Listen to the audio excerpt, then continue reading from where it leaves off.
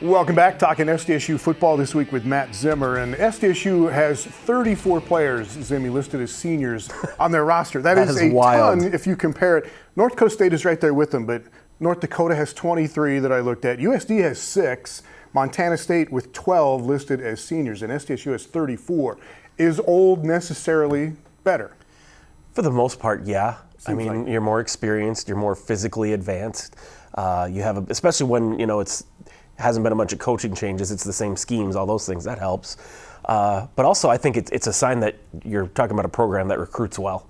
I always say senior day is a good indicator of how well you've recruited. If you're honoring 7 guys on senior day, maybe you didn't do so well. And if you're honoring 25 of them, you did. Obviously the COVID thing throws a little bit of a wrench into it both ways. But yeah, for SDSU, I think there was a strong sense last year of, well, there's this many guys who might be done, might not come back. Once a couple of them started saying they were coming back, it sort of felt like the floodgates opened with all of a sudden those 2 O-linemen, McCormick and Greenfield, are back. The Yankee boys are back. There's more of them. I can't think of them off the top of my head. But yes, thank you. Yeah. And then all the guys who are just going to be regular seniors, This team's got a ton of experience. And who's not coming back from a team that just won the national championship? It's Tucker Kraft, Caleb Sanders, and Reese Winkleman. And, those are good players, really good players. But those are also guys that, were sharing reps with other guys last year. Every position group on this team is loaded. And then, you just mentioned the experience of being a 5th-year guy, a 6th-year guy in some of these cases.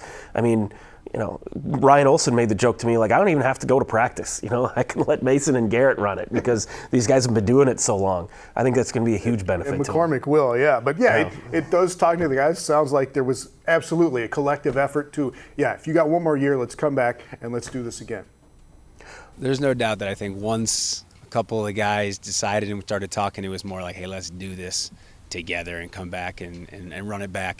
There's no doubt in my mind that early on throughout the season, the tide kind of changed in terms of that feeling for the guys to come back as a group and as a team to kind of do it again. So there's no doubt that it was a team effort in getting guys to come back, I would say, as a group. So I think for a lot of guys, they were wanting to come back regardless of the circumstances of last season.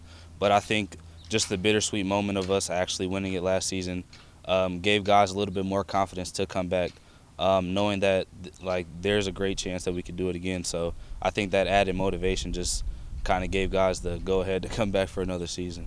It wasn't hard for me. South Dakota State being everything to me and gave me opportunities of a lifetime, so it was easy for me to come back. When we first said we was getting another COVID year, I said right away I was coming back here, and that was probably the best decision for me to try to get film and stuff for next year, and I want to win another championship.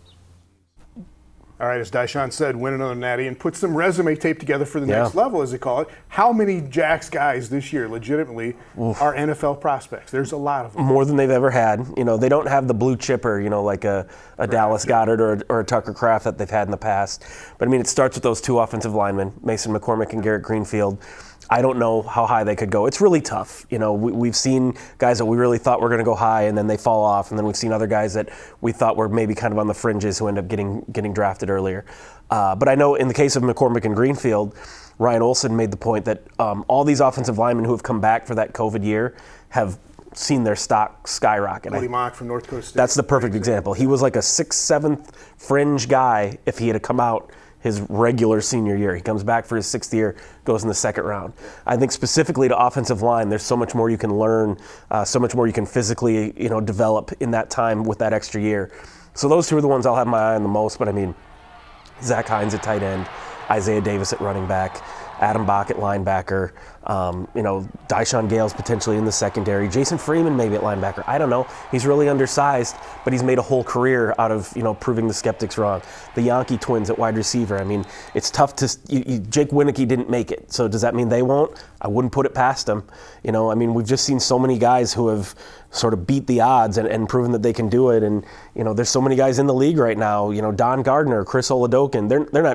They're mostly practice squad guys right now, but they're in the league, and that's how you get your foot in the door. And if you can prove yourself on practice squad, you have a chance, And we never mentioned Mark Gronowski, who I think everyone assumes is going to play another year after this year, but who's to say that he doesn't get himself on the radar with a fantastic season here? So that's just one of the fun things about watching South Dakota State, the Missouri Valley, with how these local teams from the Jacks to the Bison to the Coyotes have developed now. Like, you watch a game on Saturday, you're potentially watching a half dozen to a dozen guys who you might see playing on Sundays.